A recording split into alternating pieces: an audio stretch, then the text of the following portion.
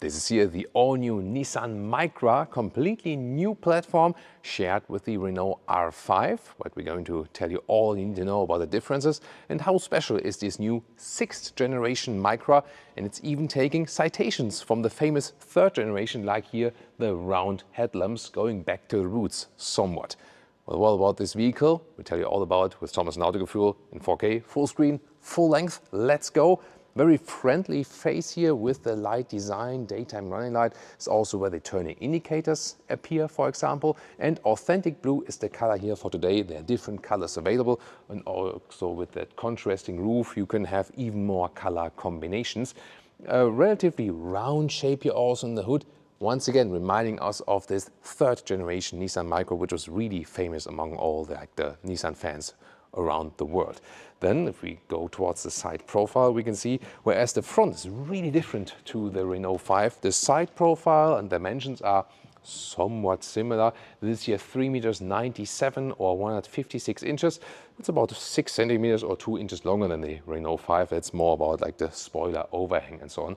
And we have some very interesting details at this vehicle. And you know, this is the channel all about details. For example, here, this design line that starts here at the headlamps in the front and then goes all the way horizontal. This is like an ice cream. Then you take a scoop off and you follow this all the way, you know, like when the ice cream is freshly made and then you basically scoop it out. That's what I thought of with this design trick here. The wheel arches here, around the wheel arches, they always use high gloss black and not the matte to make it more premium in the look. Here also always 18-inch wheels, either like these here, aluminum. The base wheels, 18-inch, would start with a wheel cap and then there's steel wheels behind it. More interesting details, and that's what our channel is about. Here, you see here like the 2 lines vertical and 3 lines horizontal. This is when you pronounce it in Japanese, Nissan. It's very interesting. Our Japanese viewer will probably know that or understand it even better. But they also just try to put these small deals in here to be even more joyful. And this is also the charging clip because this is a small EV, AC charging 11 kilowatt, DC charging 80 or 100 kilowatts. So the bigger battery also gets the little bit quicker charging. Both batteries, however, 15 to 80% state of charge in about 30 minutes. And you either get the 40 kilowatt hour battery or the 52 kilowatt hour battery. And this also defines the horsepower output. So the weaker battery, well, the smaller battery has 120 horsepower output and the bigger battery 150 horsepower output. Excavation figures 8 or 9 seconds, then 9 seconds for the little bit weaker version. Always front wheel drive, by the way. And then here there's a very interesting last pillar. So this is a very strong area. The rear doors are like attached here. You can open them with this hidden function, so to speak. And these very unique tail lamps. And this is also where the turning indicator or hazard light appears actually. And very interesting that there is body color at the inside of the tail lamp. And that is a very, very seldom feature indeed we see there. Yeah, and on the technology side, under what you everything see, like, you know, under the hood, so to speak. So this one has a multi-link rear axle, which is, you know, not that common for this size of a vehicle, and that ensures actually dynamic driving, but at the same time also some comfort. So indeed, design-wise, they have done it pretty much differently than the Renault 5. Battery and basic length and so on, this is then again rather similar. Let's check out if it has any frunk or not. There we go. And no, like the Renault 5 doesn't have a frunk. This is a battery charger here, by the way, for the 12-volt battery, that the car doesn't die here in the studio on us. At least some dampening here. It also has special dampening measures, they say at Nissan, that it's silent on the motorway. We recently drove the Renault R4 at higher speeds on the motorway, and there the thing was that like the insulation from the ground pattern was very good, but some wind noises above 120 kilometers an hour, that was kind of the issue. We'll of course keep you updated how it is with this vehicle here then when we can soon drive it also for you. Heat pump is, by the way, standard in all versions, no matter if it's like low trim or high trim and so on. Sometimes they also make it dependent on the market, but that's the like the European information we have so far. It will also be built in Europe. of course, as you might, or as you can imagine, at the Renault plant in France. This is the key fob, or this key card, typical Renault style basically. They took that over, and it doesn't look that fancy, but the cool thing is that it disappears in the pocket, and then it's very light and slim. Door closing sounds. Nothing so special, but maybe a little bit better than with the Renault R4 recently. Not sure. What do you guys think about that? Here, by the way, this B pillar here, this is here high gloss black at the moment, and this is in the high trim. If it's low trim, then it's not high gloss black, but rather matte black like this, also like a exterior trim difference. Then inside of the doors here, a hard pack, however it's somewhat structured. And then in the so-called sport trim here, this is like a blue leatherette. No covering here at the inside of the doors. This is also too hard for the elbow, should be a little bit softer. And then interesting for the interior here, flat bottom steering wheel, perforation here. This is an animal-free material, but feels really high class, good build quality. Real buttons at the steering wheel, left side cruise control, right side to control something of the digital instruments. Drive mode selector, this is very interesting. And I actually noted down these figures exactly because in the eco mode, you have a 67 HP limit and a 110 km/h speed limit. So only the eco mode really reduces the power significantly and also the top speed. Now talking about like the high trim version, whereas then you have the full 150 horsepower in the sport mode, but also in the normal comfort mode. Just that you don't wonder, because recently I drove the R4, I was switching to the eco mode, then we went uphill and I was like, there's nothing happening. I was pushing it through, like, why doesn't it drive uphill? So really significantly reducing the power for the best like efficiency, but most of the time you probably drive it in the comfort mode then, and sometimes if you really want to like let hell loose, then in the sport mode. Just that you know that sometimes with the vehicles, these driving modes, just Leah, don't fall down this stair. Oh, this looks really dangerous. So sometimes these driving modes only affect like throttle input or something, but here it really then affects also the horsepower output. Very good to know. Also good to know, here to deactivate assistance systems, here on the left side, you press this button twice, and then you have like this My Personal mode, and you set your assistance systems to your preference. So most of the assistance systems are mandatory by law meanwhile, and the warnings and so on. But then you can say, for example, hey, I don't want this speed chime when I drive 1 km/h too fast, or maybe the lane keeping assist. If you don't like that, put it in the My Personal mode, and then it's always activated when you press it twice, press once and then confirm.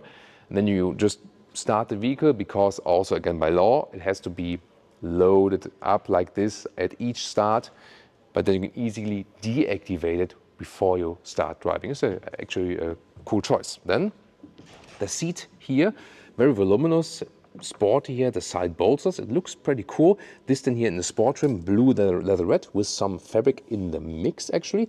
This is easy to wipe clean. If you have kids, maybe they spill something. Yet again, the other options will be more breathable because they have fabric. We could get one look at the blue fabric interior. This is the so-called comfort interior, which is looking pretty nice, similar to the one of the R5. And then there's also the Zen interior, which is a white fabric. And these are more breathable than in summertime, the fabric interiors. And I'm really in love with the Zen interior, actually, because it's pretty cool styling and brings more brightness to the interior, I feel. The general ergonomic is actually quite good. So that's nice. Just for tall people, you have some limitations. For example, you can see here, my shoulders are higher than the seats. So I'm 1,89 m, 6'2". If you don't have so long legs, then it will be easier for you, because also when the door is closed, here, the space I have between the steering column and the inside of the door is limited. Same goes for the right knee between the middle console and the steering column. So with long legs, not optimal, so to speak. And importantly also, you will get the e-pedal. So here you have different recuperation modes that change also in the right lower part than here. And then you can press it one more time to go to the e-pedal mode. And this is then a true one-pedal driving. Welcome to this cockpit in here with interesting stylings. And here you also have the leatherette with a soft bolstering on the dashboard. Otherwise than the fabric in the other two trims. And really interesting is that here, this is really soft and nice when you push it. And I wonder, why is it softer on the dashboard than for your elbows, left and also right in the middle console? This should be a little bit softer than for driving and and stuff like this. Maybe here then when you hit it with the head or something. Nah, this is the airbag, then yeah, that's where the airbag is for. And here also some ambient lighting, and it also switches according to the different driving modes. For example, then it switches also the color here, for example, in the eco mode, or then here in the sport mode. Interesting, green sport mode. Yeah, but here, for example, but you can also individually set it, why not? So this cockpit is also, once again, similar to the Renault one, with 10-inch infotainment and 10-inch instrument, but they don't make this step because Renault starts with 7-inch instruments on the left. Here's always 10-inch on the left overall.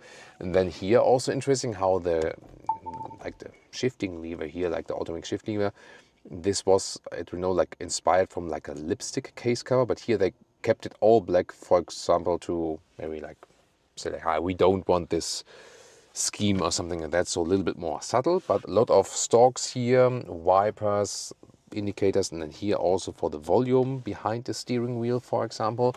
Then let's check out the glove box. Is also nicely dampened, and it's actually very spacious. Doesn't look like that, but it is actually quite spacious.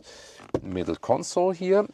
In the front we have, once again, Mount Fuji. We'll also see it soon in the trunk. So it's like an Easter egg of Mount Fuji. Inductive charging pad, not ventilated though. 2 USB-C chargers. Then here you pull it for the electric parking brake. And then we have some split here for the cup holders. It's not adaptive though, really. Then here, once again, as I said, could be a little bit softer. Some space underneath. And then my favorite thing here is the climate unit. Warmer, colder. Let's keep doing this for 1 minute for ASMR content, for the fan speed here, for the temperature. It's really cool to have that, and yeah, more and more manufacturers actually put that away. But then again, there are other manufacturers who go back to this feature. Also, by the way, you have minus and plus for the volume here on top of the screen, and you can also shut the screen off here, for example. That would also be possible. Rest of the functions then in the screen. For example, also this automatic route planning. If you put in the destination and then the charging stops are being calculated, it's actually not available in the base trim, but the mid and the high trim do have this calculation. Now that I turn on the AC, this car starts to get a little bit louder here. Once again, by the way, here just the perspective of the headroom here in the front. And then here, the visors do have the light on top here. No enlengthment though, so this is rather basic, but the inside seating is actually quite nice. And the driver POV with the buttons at the steering wheel, they also have a good feedback they give you. And then the digital instruments, you can see the speed there and changing the stylings. It takes a while that it does the desired changes. And here you can also change the layout, for example here to these round gauge somewhat. It's pretty cool. There we go. And then there's also a map view available. And then here in the infotainment system, for example here I did this route like Barcelona area to Madrid, and then it's also calculating here for example 3 charging stops and automatically calculates that. So that's interesting to know. And then we have here different car functions, for example, these driver assistance systems, for example, but there you can also here configure your personal mode, what you want to have activated and what not. For example, here for configure my safety purse, I talked about that earlier. Other than that, it's actually kept pretty simple. This built-in Google system, Apple CarPlay and Android Auto is also available. And here you can see when you change the temperature is displayed in the lower left. And here, for example, seat heating, and there's even a heated steering wheel available in the higher trims. For the passenger. Oh, yeah. Yeah, that's a good point that Leah is mentioning. The heated steering wheel for the passenger side. Rear seats, first of all here, hard plastic here all the way around, across the whole door. Automatic window lever here, however. And then, yeah, I don't have much knee room here. When there's also a tall driver with one A9 6x2. The headroom does fit in the rear though, so this is no problem. And this is similar in the R5. More legroom is only with the R4 then. And there is also a middle seat available, however, but yeah, once again for tall Ls, not the ideal thing, but just that you get an impression. I mean, it's also not a long car, so still the use of space is still good somewhat. And then here, the seats here, same design as in the front. Isofix at the lower part, also with these caps. You can fold them up, fold them down again. Here's the integrated head restraint in the middle, and then on the top part we have these touch lights. So these are quite funny, right? The kids will probably play with them a lot, I can tell you. And here you could also put the passenger seat a little bit forward. Then you can sit here maybe as a tall adult, like maybe with 3 tall adults or something like that. And beautiful how the top seating here, once again, has this pattern here. So I really like this these details here, you know. So this attention to detail is already what we saw with the Renaults. That is really bringing some life to this vehicle. Now we check out the trunk, which is at 330 liters. And oh, Leah shows me I forgot the most important thing here, the typical Autogefühl ruler. And here it's very interesting. Look at these lamps here, like the taillights. Here, when I open it now, see the split here? It's very unusual.